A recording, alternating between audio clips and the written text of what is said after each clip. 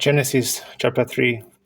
Now the serpent was more subtle than any beast of the field which the Lord God had made. And he said unto the woman, Yea, hath the Lord said, Ye shall not eat of every tree of the garden? And the woman said unto the serpent, We may eat of the fruit of the trees of the garden, but of the fruit of the tree which is in the midst of the garden, God hath said, Ye shall not eat of it, neither shall ye touch it, lest ye die. And the serpent said unto the woman, Ye shall not surely die.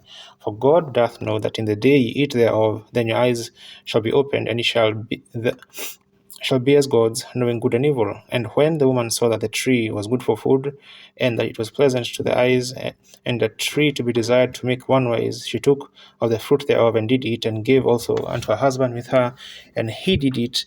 And the eyes of them both were opened, and they knew that they were naked, and they sewed fig leaves together, and made themselves aprons.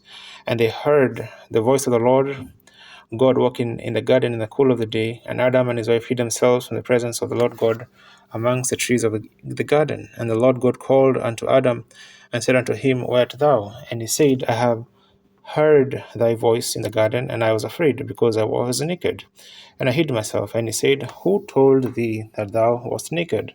Hast thou eaten of the tree whereof I commanded thee that thou shouldest not eat? And the man said, The woman whom thou gavest to be with me, she gave me of the tree, and I did eat. And the Lord God said unto the woman, What is this that thou hast done? And the woman said, The serpent beguiled me, and I did eat. And the Lord God said unto the serpent, Because thou hast done this, thou art cast above all cattle, and above every beast of the field. Upon thy belly shalt thou go, and dust shalt thou eat all the days of thy life. And I will put enmity between thee and the woman, and between thy seed and her seed. It shall bruise thy head, and thou shalt bruise his heel. Unto the woman he said, I will greatly multiply thy sorrow and thy conception. In sorrow thou shalt bring forth children, and thy desire shall be to the husband, and he shall rule over thee.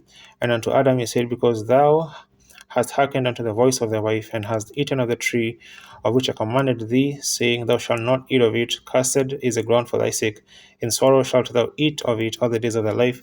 Thorns also and thistles shall it bring forth to thee, and thou shalt eat the herb of the field. In the sweat of thy face shalt thou eat bread, till thou return unto the ground. For out of it wast thou taken, for dust thou art, and unto dust shalt thou return.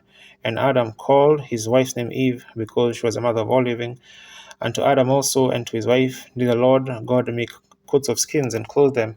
And the Lord God said, Behold, the man is become as one of us, to know good and evil. And now, lest he put forth his hand and also take of the tree of life and eat and live forever. Therefore the Lord God sent him forth from the Garden of Eden to till the ground from whence he was taken. So he drove out the man, and he placed at the east of the Garden of Eden cherubims and a flaming sword which turned every way to keep the way of the tree of life.